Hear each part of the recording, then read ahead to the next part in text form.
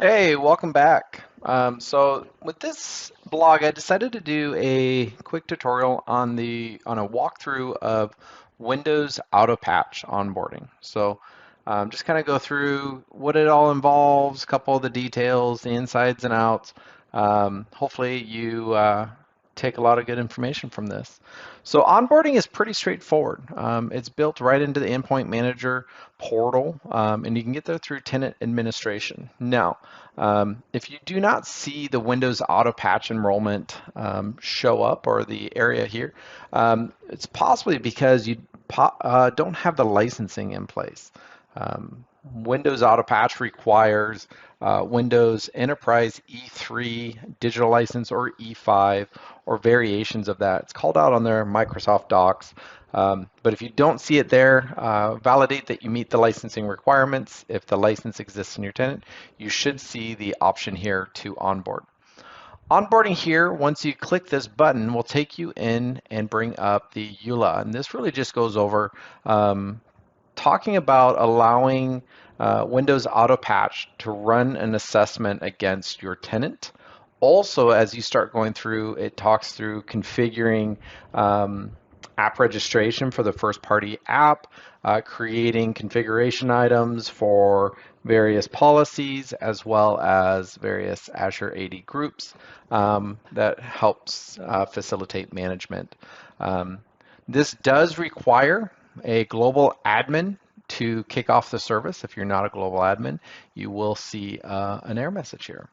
So let's go ahead and select agree. And at this point, it's going to take us into our readiness portal. You'll see here that our readiness check actually came back all green, partially because this is a brand new tenant, test tenant. There's not a whole lot in here.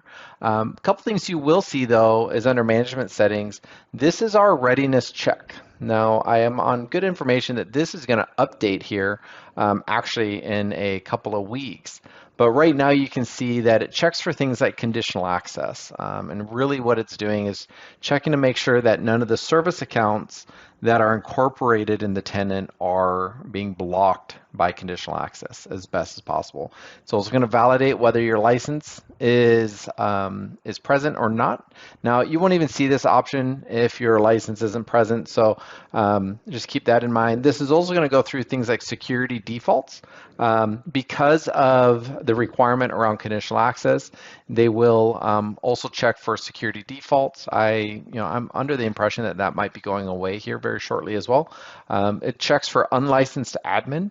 So for those of you who are familiar with Intune and co-management, unlicensed admin is a configuration in Endpoint Manager where you can say end users can administer Intune without having an Intune or an Intune valid license assigned to that user. So this might be strictly an administration account, might be a service account, various things. What it's doing is just making sure that that's turned on. And this has to do with some existing service accounts that are in the tenant that I have on good information that will probably be going away here shortly. This also validates that you don't have any update rings for Windows 10 or Windows 11 configured and targeted to the devices in your tenant. If you do, you'll be asked to unassign those so Windows Auto Patch can deploy those resources. And then you also have a check here to make sure that there aren't existing accounts leveraging the name of the service accounts moving forward. Now, many of those, again, are going to get cleaned up. So really, when we talk about this onboard, I'm going to have to do another video here in a couple weeks when a lot of those get cleaned up because this whole list will dramatically shrink down. But that's generally what is checked during the assessment period. We go back here and we can actually just start with the enrollment. You do have the option up here to rerun the checks, export a report of the checks, or delete all data and really just start all over again.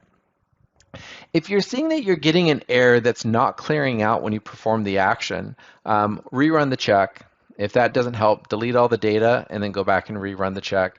Or if you have decided just not to onboard and you just kind of want to back out altogether, deleting all the data should get you to that point. So let's go ahead and kick off our enrollment. And we'll go ahead and click the enroll button. And what this is going to do is this is going to start the enrollment process. This is just another EULA accepting that Windows Autopatch is going to access your tenant, that you're granting it permissions to, create accounts. These are like first-party applications, also like manage devices in Intune, and collect data and logs and status, compliance information to report back in our reporting. This is also going to remove Microsoft Administrator accounts from MFA and conditional access policies. Now, a lot of these, for those of you who might be concerned about that, wait a couple more weeks. You'll see, and today is July 30th. I'm going to do another blog when that change, if that change takes place. I'll try to document that as soon as that change is available for those who might be concerned about conditional access, because that's one of those areas where most organizations are a little don't really enjoy excluding things from their conditional access policy. So this is just granting permission, and then I hit agree. This is going to go through, ask for some of my information. So we're going to type in a phone number here. The formatting is interesting because it requires a +1 in order for it to go through. 8675309. And then we're going to type in an email, and we're just going to do dev@test.com, and we're just going to call this Mr. Autopatch. Now, in reality, you would use your actual contact information.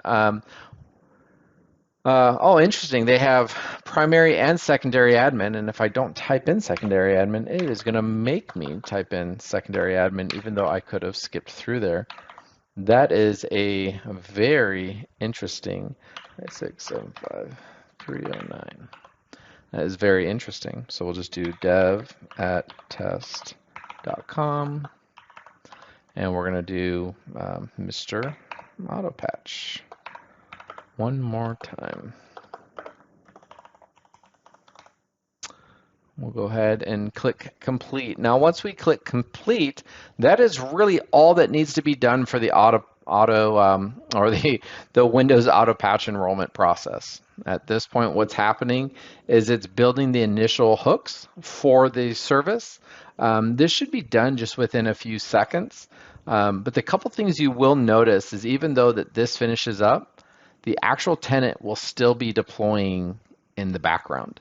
So let's take a minute. I'm going to step away and we'll allow this to wrap up, and I'll be right back.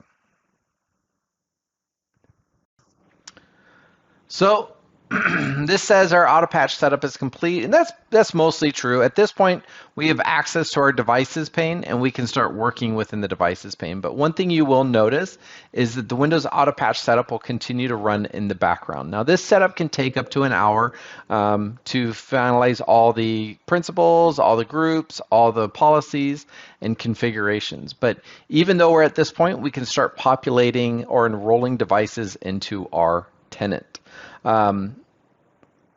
Couple things you will notice that during the period of time when you're waiting for the enrollment to finish, you aren't going to see Windows Autopatch show up in the pane here until the enrollment is completed. So if for some reason you're at this point and you're waiting to see or get back to your devices pane, you can always just go back to Tenant Administration, Windows Autopatch, and then click on Enrollment, click Continue, and that'll drop you right back into your tenant here. And we saw a little message up there because of, it's still setting up the service for you. Now, that is pretty much all that it takes to set up Windows Autopatch. I'll set up another blog that goes over device enrollment and device management, leveraging the Windows Autopatch device registration group that we have right here. And so keep an eye open for that. Thanks a lot. Have a great day. And of course, if you have any questions, feel free to hit me up on Twitter at Mauvlan, Mauvlan, or just keep coming back to my blog at mauvtek.com, Mauvtek.com. Thanks a lot.